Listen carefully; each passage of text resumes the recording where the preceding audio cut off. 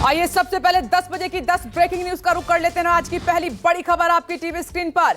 महाराष्ट्र के सियासी संकट के बीच 10 बजे की पहली बड़ी ब्रेकिंग न्यूज ये आ रही है कि राज्यपाल कोश्यारी ने मुख्यमंत्री उद्धव ठाकरे को पत्र लिखकर विशेष सत्र बुलाने के लिए कहा है। कल बुलाए गए विशेष सत्र के दौरान उद्धव सरकार को बहुमत साबित करने के लिए कहा जाएगा। 30 जून यानी कि कल फ्लोर टेस्ट होगा। सुबह 11 बजे से शाम 5 बजे तक चलेगा महाराष्ट्र विधानसभा का विशेष सत्र, इस पर नजर रहेगी। और अब दूसरी बड़ी खबर का रुख कर लेते हैं। महाराष्ट्र के सियासी घमासान के बीच मुख्यमंत्री उद्धव ठाकरे एक और बड़ा कदम उठा सकते हैं। खबर यह है कि उद्धव ठाकरे गुट सुप्रीम कोर्ट जाने की तैयारी में जुटा हुआ है। सुप्रीम कोर्ट पहुंचकर महाविकास आघाड़ी मांग कर सकती है कि पहले 16 विधायकों के निलंबन पर फैसला आ जाए, इसके बाद विधानसभा में फ्लोर टेस्ट हो। आगे तीसरी ब्रेकिंग न्यूज का रुख करते हैं। महाराष्ट्र के सियासी संकट के बीच सुबह 10 बजे की तीसरी बड़ी खबर शिंदे गुट से सामने आ रही है।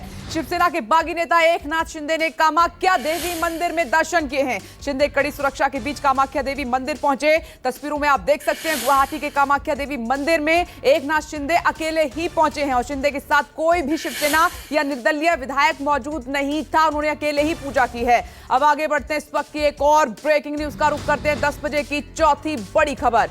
राहुल गांधी 30 जून को 3 दिवसीय यात्रा पर अपने लोकसभा संसदीय क्षेत्र केरल के वायनाड पहुंचेंगे। सूत्रों के मुताबिक राहुल गांधी के गुरुवार को वायनाड पहुंचने पर जिला कांग्रेस समिति उनका स्वागत करेगी। राहुल गांधी के वायनाड वाले दफ्तर में एसएफआई ने शुक्रवार को जमकर तोड़फोड़ की थी। पुलिस ने इस मामले में एसएफआई के 19 कार्यकर्ताओं को गिरफ्तार किया है। अब 5वीं ब्रेकिंग न्यूज की ओर बढ़ते हैं। अग्निपथ योजना का विरोध में राष्ट्रीय जनता दल ने ऐलान किया है। आरजेडी आज बिहार विधानसभा सत्र का बहिष्कार करेगी। विपक्षी दलों के सदस्यों ने कर्पूरी ठाकुर की प्रतिमा के समक्ष धरना देने का ऐलान भी किया है। नेता प्रतिपक्ष तेजस्वी यादव ने अग्निपथ योजना की कमियां गिनाई। कहा कि लोकतंत्र के मंदिर में जब तक हमारी बातें नहीं सुनी जाएंगी तब तक हम सदन नहीं जाएंगे। अब आगे बढ़ते हैं। छठी ब्रेकिंग न्यूज का रुख कर लेते हैं। उदयपुर में एक शख्स की बेरहमी से हत्या कर दी गई और इस हत्याकांड के दोनों आरोपियों को राजसमंद से गिरफ्तार कर लिया गया है। सरकार ने मृतक के परिवार को 31 लाख का मुआवजा देने का ऐलान किया। साथ ही 2 सदस्यों को संविदा पर नौकरी देने की बात कही है। शांति व्यवस्था बरकरार रखने के लिए एहतियातन राजस्थान में इंटरनेट बैन कर दिया गया है। उदयपुर, अजमेर और दौसा में कर्फ्यू लगाया गया है। पूरे राजस्थान में धारा 144 इस वक्त लागू है। अब 7वीं ब्रेकिंग न्यूज की ओर बढ़ते हैं। जम्मू से अमरनाथ यात्रियों का पहला जत्था रवाना हो गया है। जम्मू से बालटाल और पहलगाम जाएंगे सभी श्रद्धालु। कल श्रद्धालु बाबा बर्फानी के दर्शन करेंगे। बाबा अमरनाथ की यात्रा के लिए 3 लाख श्रद्धालुओं ने पंजीकरण करवाया है।